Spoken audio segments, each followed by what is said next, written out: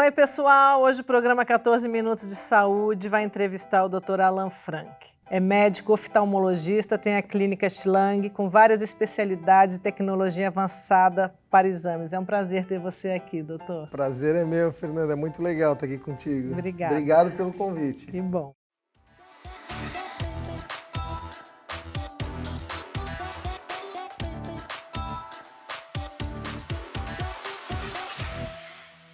No seu Instagram, o doutor diz que também é vocalista do Grupo Polegar e apresentador de TV. A sua carreira artística aconteceu primeiro e depois veio a oftalmologia. Pode contar como aconteceu a sua vida profissional? Eu comecei a trabalhar desde cedo, comecei como... Eu era, ainda quando criança, eu estudava num colégio que tinha muitos artistas, assim. Tinha o Rafael Ilha, que era do meu grupo, o que ganhou a Fazenda. Tinha o Luciano, do Trem da Alegria, no mesma escola. Tinha o Nico Puig, ator, também. Lembra do Nico Puig também? E tinha muita gente lá na minha escola. Você também estudou na minha escola? Então tinha bastante gente lá. E eu queria também entrar para o meio artístico, eu gostava, eu queria ser... E o Rafael fazia muito comercial já na época. Eu falei, Rafa, eu quero fazer comercial, como é que faz? Ele falou, você tem que procurar uma agência, eu vou te levar na minha agência, é a melhor agência para infanto-juvenil da nossa idade, assim. Era a Tia Priti, a Priti da Tirani, desculpa, a Priti da Tirani, São Caetano. Eu fui com ele, sozinho, as duas crianças lá. Aí comecei a fazer um book, eu nem sabia o que era book, comecei a fazer testes comerciais, comecei a gravar vários comerciais. Numa dessas eu fui parar no SBT, fazendo um trabalho publicitário. E aí o Magrão, que é o Roberto Manzoni, era diretor do Gugu, quando acabou o programa, falou assim, você sabe cantar? Eu falei, canto, eu sei cantar. Toca algum instrumento? Eu falei, eu toco o piano. Aí ele falou assim, você quer fazer um teste para um projeto que a Sony Music, na época era a CBS, encomendou um artista solo pro Gugu, e eu queria fazer um teste com você, acho que você tem o perfil, você se encaixa. Eu falei, nossa, sério? Sério, era tudo que eu mais queria. E nessa, o Rafael já tinha sido selecionado, ele era meu amigo, para um grupo que o Gugu ia lançar. Na época, o nome provisório era Garotos da Cidade. E eu queria cantar com ele, eu queria cantar com meu amigo, eu queria fazer bagunça, eu queria estar em quatro, mas lançar solo servia também. Se você pensa pelo lado financeiro, o solo é melhor, né? Você precisa fazer 1/4 do sucesso do que o grupo para ganhar a mesma coisa, mas eu não pensava nisso, eu queria era me divertir. E aí eu fui para esse projeto, e ele seguiu, e nós fomos... Aí eu fui fazer um teste no estúdio do Magrão, aí cantei uma música, tava só o Magrão quando eu cheguei, e no estúdio, para quem não sabe como é um estúdio, tem aquele vidro, né, na suíte e tal, e tinha um insufilme, eu não via o lado de lá, né, e eles me viam aqui dentro. Quando eu terminei de cantar, saiu ele junto com o Gugu. Eu nem sabia que o Gugu estava lá, tomei um susto, né? Eu não conhecia o Gugu ainda. Aí ele falou assim, parabéns, você foi aprovado. Eu falei, sério? Eu chorei, fiquei feliz demais. E aí assinei contrato. Nesse meio tempo, um dos integrantes desse Garotos da Cidade sofreu um acidente de carro, ele pegou uma Kombi do pai, sofreu um acidente. Infelizmente, o irmão dele veio a falecer, ele se sentia culpado, ele não levava mais a sério o grupo. Ele entrou meio que em parafuso, é o que me contam, que eu não conhecia ele, né? E aí acabou saindo do grupo. Aí o Gugu chegou para mim e falou assim, Alan, eu tô com um projeto aí num grupo, do Garotos da Cidade, já está encaminhado, eles vão gravar daqui 6 meses, vai lançar antes do projeto solo. Você não topa a gente rescindir teu contrato como solo e você assinar com o grupo? Eu falei, nossa, é tudo que eu queria desde o começo, era o meu sonho.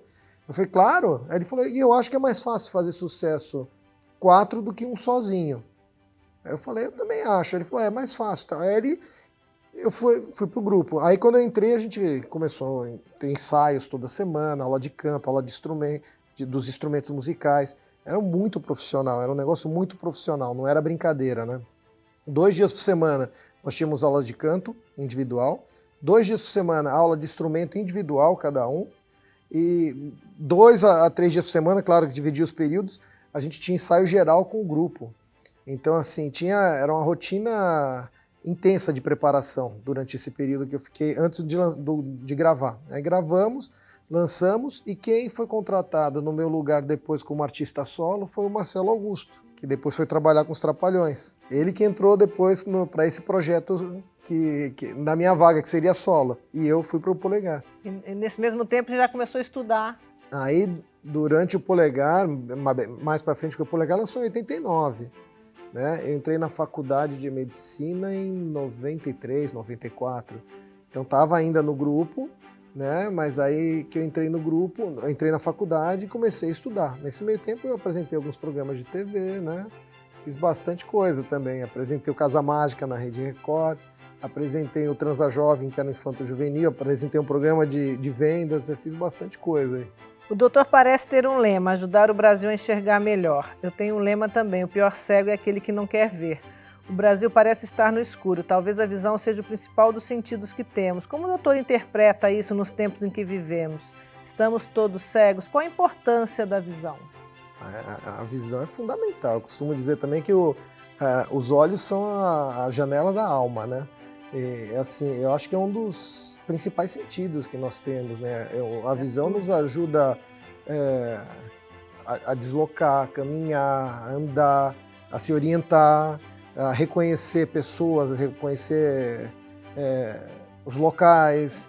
E um olhar diz muita coisa, né? Eu sou apaixonado pelos olhos, pela oftalmologia, né? E a oftalmologia é uma especialidade que me fascina, assim, porque ela é tudo muito ligado à tecnologia, como você falou. É muita ótica, a cirurgia é microcirurgia, nós operamos a maioria das cirurgias com microscópio cirúrgico, com aumento absurdo. A mão tem que ter muita precisão, você não pode tremer nada, nem 1 milímetro. Então, assim, é uma coisa de altíssima precisão. E a oftalmologia do Brasil é reconhecida como uma das melhores do mundo, então muito me orgulha fazer parte dessa especialidade aqui, né? Quais as espécies de cegueira mais comuns e os sintomas que as pessoas não valorizam?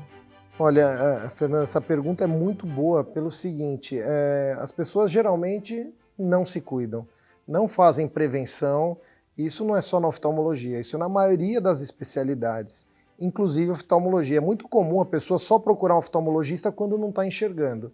Só que, segundo a Organização Mundial de Saúde, entre 60% até 80% das causas de cegueira no mundo são causas evitáveis. São causas evitáveis ou reversíveis. E a maioria delas você consegue evitar se fizer um diagnóstico precoce. Então, por exemplo, assim, algumas causas de cegueira evitáveis.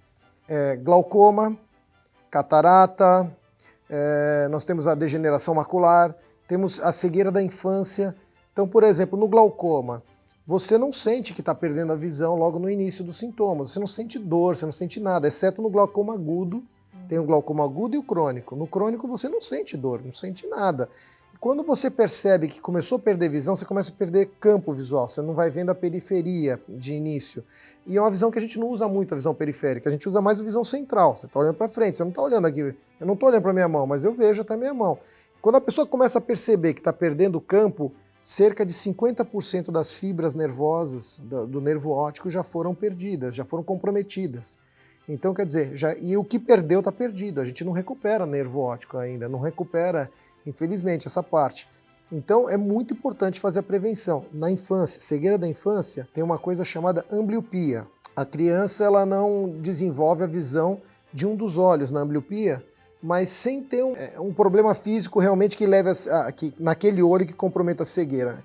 O problema seria o quê? Por exemplo, uma diferença de grau grande de um olho para o outro. Tem um grau muito forte no olho, no outro tem um grau baixinho. Ou não tem nada num olho e tem um grau forte no outro. O olho enxergaria tudo grande com um olho, pequeno com o outro.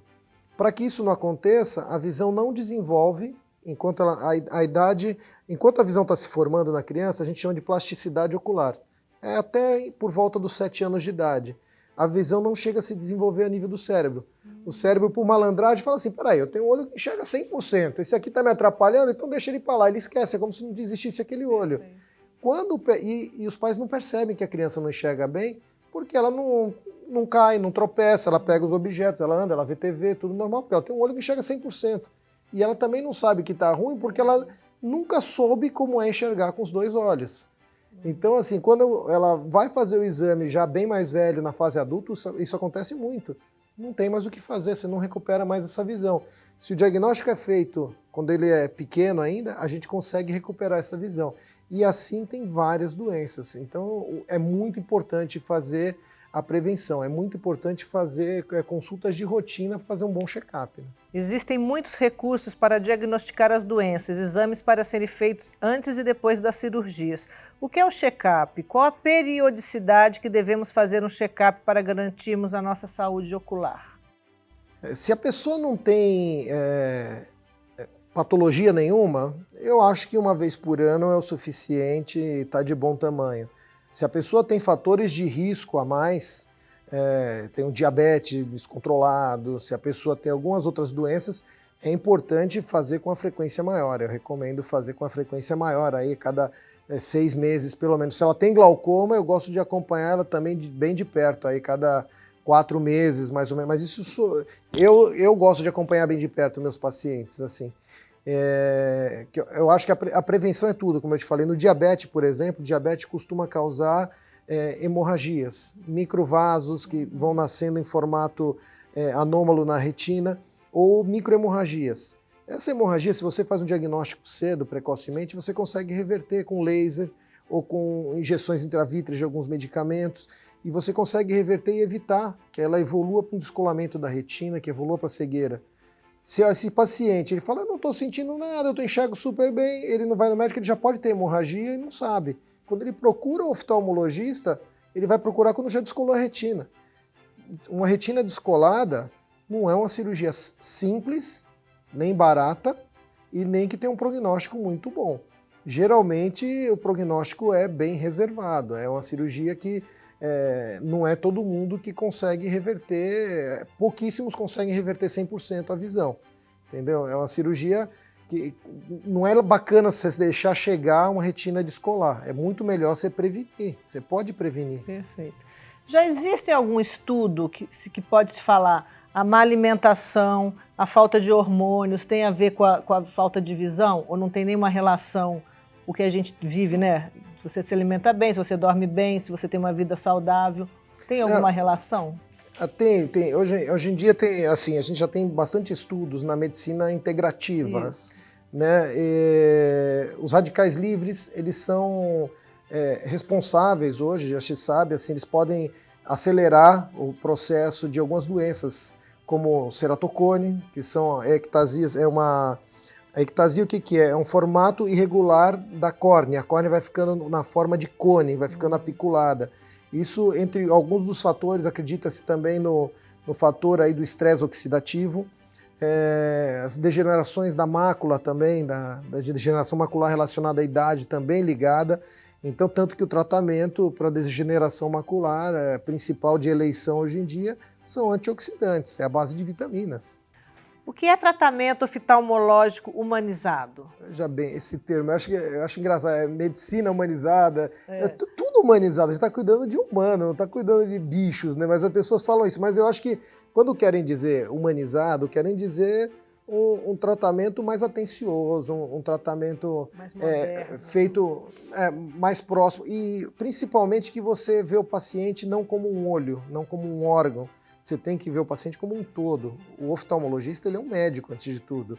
O médico ele estuda o corpo humano, estuda todas as especialidades durante a faculdade e se escolhe uma para se especializar.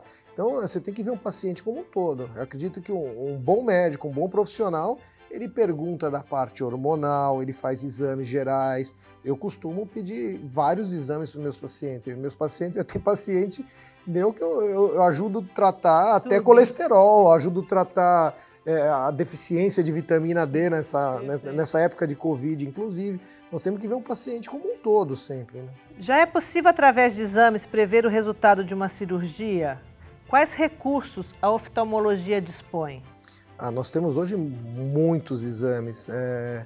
E assim, tem vários exames que são muito importantes serem feitos antes da cirurgia. Por exemplo, vamos fazer uma cirurgia refrativa, que é a famosa cirurgia laser para tirar o grau.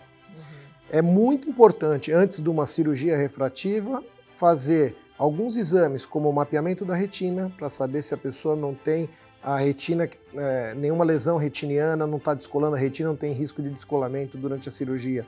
É muito importante você fazer uma paquimetria ultrassônica, que nada mais é do que medir a espessura da córnea. Então Então você tem que medir a espessura da córnea, porque quando a gente faz uma cirurgia laser, a córnea dá uma afinada. Então você tem que saber se o que você vai operar, se aquela córnea suporta o tanto que você vai ablar. Ablar você vai tirar da córnea, então ela não pode ficar um leito residual muito fino. É muito importante você analisar a curvatura da córnea. A curvatura você analisa através da topografia corneana ou através da tomografia corneana, né? Hoje os famosos exames de Galilei, Pentacam são muito importantes também. Você analisa a curvatura da córnea. Com isso, você prevê se o paciente tem risco de desenvolver o ceratocone, que eu tinha falado, ou não após a cirurgia. Então, é muito importante fazer os exames pré-operatórios para operar com segurança.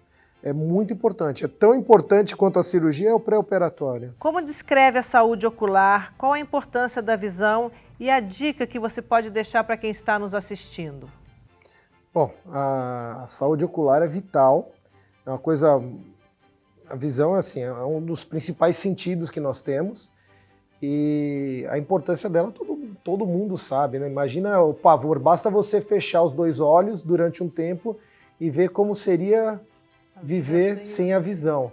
Então é muito importante a prevenção, não deixa para a última hora. O teste da visão, a check-up anual é tão importante quanto as mulheres fazerem o exame ginecológico, a prevenção do câncer de mama, a prevenção do câncer de colo de útero, os homens fazerem exame de prevenção do câncer de próstata. Esses são exames que as pessoas talvez façam um pouco mais, essa prevenção.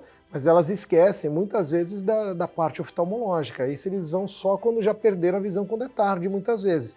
Então é muito importante fazer um check-up de rotina, desde a primeira infância até todas as fases da vida.